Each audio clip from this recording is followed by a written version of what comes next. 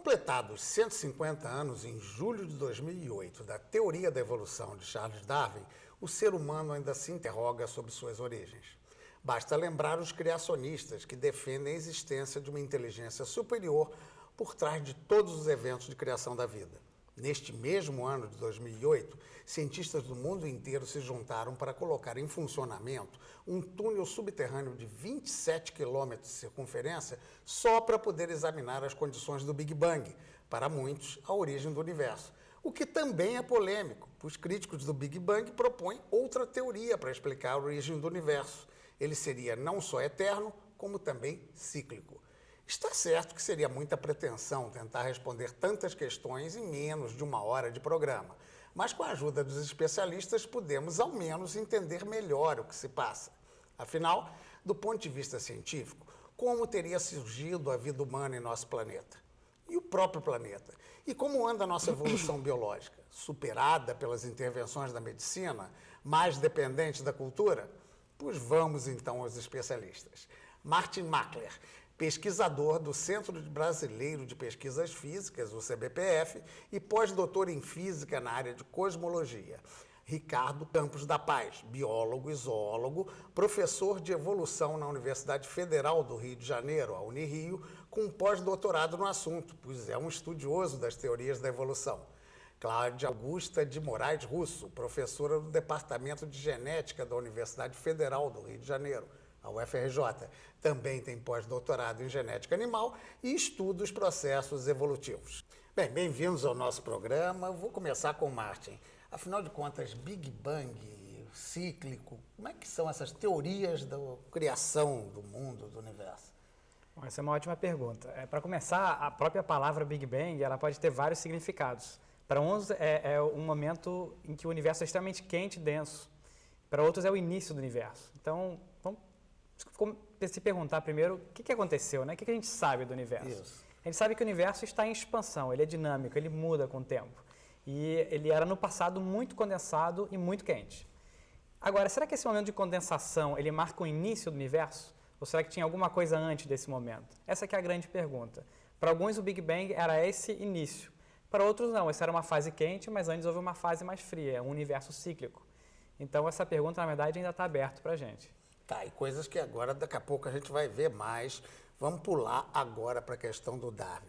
Para 150 anos, o que é bem mais perto, né? Porque a gente estava falando lá de uma coisa de tempos atrás. Ricardo, por favor, como é que foi a explosão na época, quando Darwin veio com essa teoria de que o ser humano não vinha de uma criação superior, mas de um processo evolutivo? Bom, na verdade, a inserção do Darwin nisso tudo, né, já se pensava, uma série de naturalistas na época do Darwin já pensavam na questão da mudança das espécies ao longo do tempo, né? A grande busca naquele momento era a busca por um mecanismo que explicasse essa mudança. E o Darwin, junto com o Alfred Russel Wallace, eles chegaram a essa ideia de seleção natural, uma visão um pouquinho diferente de um para o outro, mas basicamente essa ideia. E aí o que acontece é que aí o homem ele passa a ser inserido nessa questão da diversidade como um todo, né? Quer dizer, ao invés de se buscar explicações sobrenaturais ou toda essa questão, explicações criacionistas, eles pensaram no mecanismo que explicava também a origem do homem. Mas né? foi uma reação violenta contra essas ideias, certamente. Foram reações... Em 1858, né? 1858 foram reações curiosas. Assim. Uma parte dos naturalistas, alguns já estavam ansiando por alguém que viesse com essa ideia, mas obviamente uma parte grande da sociedade fez houve certas reações, né? Enfim, e essas reações, na verdade, vêm até hoje, né? Não chegou o caso de botar na fogueira, né? Não era mais. Se bem, fosse né? algum tempo mais cedo, né? O Galileu quase foi para a fogueira, quase até menos do que isso. Exatamente. Cláudia, e o que a gente pode hoje falar sobre evolução? Ela ainda é uma ciência em processo de análise permanente? Porque já está provado como teoria. Né? Aquela ideia da ciência de que você comprova, você testa, isso determina que é uma teoria concreta e aí aponta para frente? Tem questões diferentes aí, né, nesse caso. Evolução é um processo, né, pelo qual as espécies se modificam ao longo do tempo, tá certo? Então, como esse processo já aconteceu e acontece há bilhões de anos, na verdade, né, uns 4 bilhões de anos aí, pelo menos, de história, que não tinha ninguém interessado em armazenar durante muitos desses bilhões de anos, né, a gente não tem muito como provar que ele aconteceu. Mas a gente entende alguns processos num nível mais restrito, num nível microevolutivo, e a gente consegue perceber muitos desses processos hoje, né? Então, por exemplo, bactérias ficando resistentes a antibióticos. Né? Isso todo mundo sabe. Isso certamente existe. É um processo evolutivo que a gente prova, a gente vê, a gente testa. Né? E tem outros fenômenos de porte maior, né? como especiação, por exemplo, né? Que é a formação de 2 espécies descendentes a partir de uma espécie ancestral, que também é um processo básico evolutivo. 2 espécies diferentes da mesma origem, convindas da mesma origem. Isso, de uma espécie ancestral. Então, é uma espécie ancestral que seria uma espécie mãe, dando origem a 2 espécies filhas, né? 2 espécies descendentes. Isso é um processo de especiação, é um processo de formação de novas espécies a partir de um número menor de espécies que vivia anteriormente. Isso aconteceu desde os primórdios. Então, no início, né, a diversidade biológica era bem menor, era bem menor. Na verdade, bem no início, era uma espécie só, que se foi dividindo em 2, em 4, em 8 e gerou as do feto, né? E gerou a diversidade, né, que a gente tem hoje na Terra. Deixa eu aproveitar a sua deixa do bem no início para o Martin. Bem no início, e aí esses milhões, bilhões de anos atrás, é a tua área de estudo, né? Essa origem, o que é que explica a origem da Terra nisso tudo? Então, vamos remontar lá daquele início que a gente chamou, talvez, de Big Bang, onde o universo era extremamente denso e quente. Lá não tinha átomos como a gente conhece hoje. Lá você tinha apenas 2 elementos, basicamente, quase que puramente hidrogênio e hélio. Como é que tudo isso deu origem à Terra, onde, no final de contas, você tem essa quantidade enorme de elementos, ferro, enxofre, carbono, oxigênio, hidrogênio e tudo mais? Bom, por aí teve várias etapas. Uma delas, mais, digamos, mais primordial de todas, foi a própria origem desses elementos. Se o universo teve uma origem, talvez a gente ainda não saiba, mas que os nossos elementos foram criados no universo primordial, isso a gente pode saber. Então, esses mesmos átomos mais simplesinhos que tinha, hidrogênio e hélio, foram criados nesse momento extremamente denso do universo. Isso depois deu origem a estruturas, por exemplo, as galáxias. Dentro das galáxias, estrelas. Essas estrelas foram evoluindo e na própria vida das estrelas, vários desses elementos vão sendo criados. Algumas estrelas que têm uma massa muito grande, elas acabam explodindo. Nessa explosão, elas criam elementos novos, além daqueles que elas criaram ao longo da vida delas, e, além disso, esses elementos são espalhados. Esses restos, esses fragmentos de estrelas, podem acabar dando origem a uma outra estrela, como o Sol, e a planetas, como a Terra. Então, no fundo, algumas pessoas dizem que nós somos poeira de estrelas. A Terra se formou basicamente disso, de sobras, de restos de poeira, de estrelas antigas, com essa diversidade toda de elementos químicos que a gente conhece.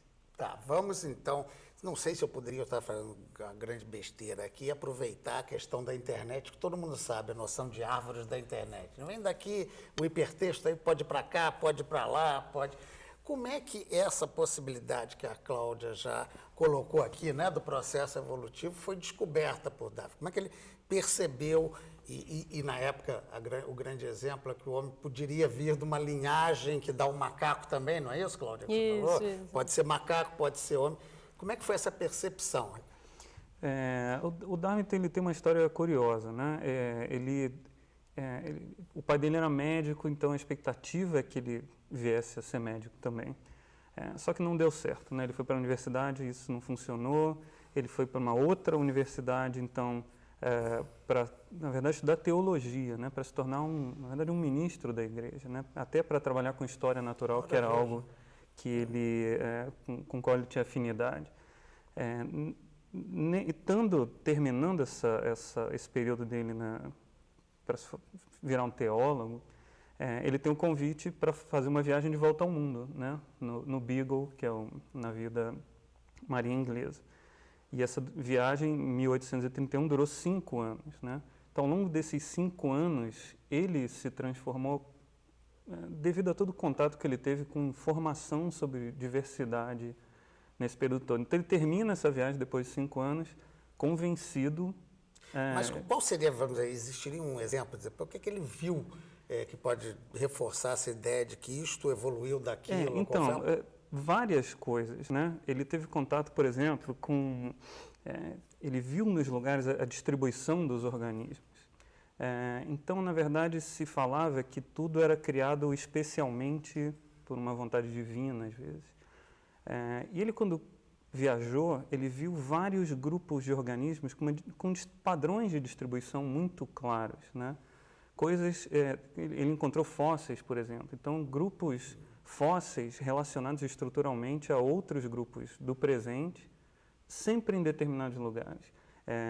Então, essa distribuição espacial chamou a atenção. Isso aqui tem um padrão.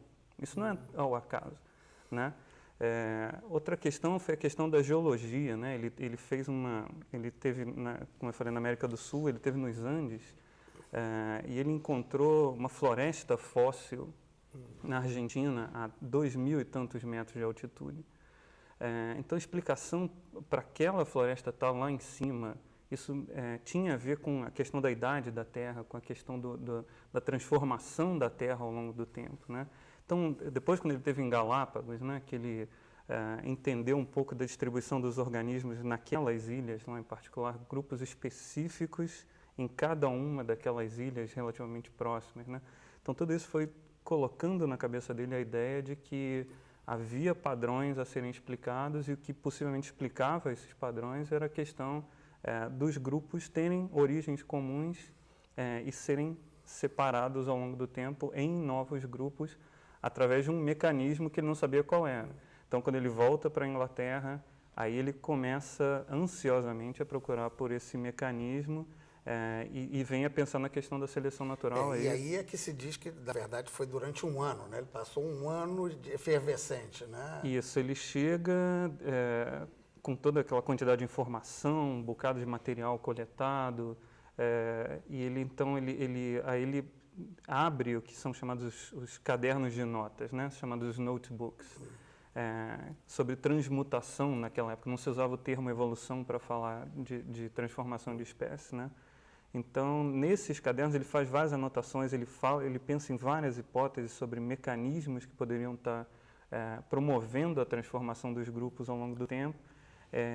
E ele conta depois na autobiografia dele que em 1838, lendo um economista, né, Malthus, que falava sobre a questão da competição entre indivíduos nas sociedades, a escassez de recursos que ocorria nos vários lugares, como a questão, de uma maneira mais simplista de falar, mas como a questão da competição elimina alguns indivíduos menos adaptados àquelas condições e promove a continuidade daqueles mais adaptados. Que né? vem a ser essa noção de seleção natural. Que vem a ser mais ou menos essa questão da seleção natural. Né? Bem, nós vamos agora fazer um pequeno intervalo e já voltamos para saber mais da origem e da evolução.